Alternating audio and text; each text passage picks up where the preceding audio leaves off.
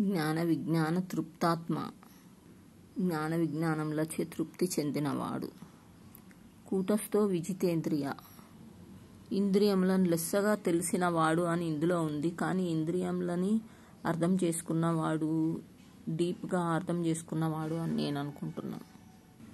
యుక్త ఇత్యుచ్యతే యోగి అని ఉంది. అంటే యుక్తము అంటే దాన్ని అర్థం చేసుకోవడము, యుక్తితోటి అంటే ఉపాయంతో ఉండొచ్చు.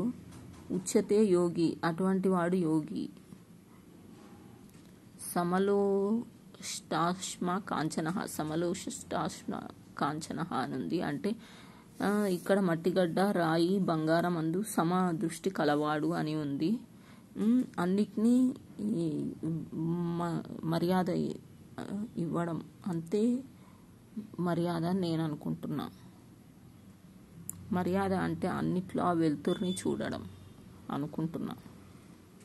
యోగం అనగా కలయిక, బ్రహ్మాత్మైక జీవ బ్రహ్మైక్యము. అట్టి ఐక్యము కలిగించి ప్రయత్నమును యోగమనే చెప్పబడును. అట్టి ఐక్యము కలిగించి ప్రయత్నించి ఆ ప్రయత్నమును ఆచరించువాడు యోగి అని, ఆ యోగారూఢుడు అని దీంట్లో ఉంది. యోగి అని ఉంది.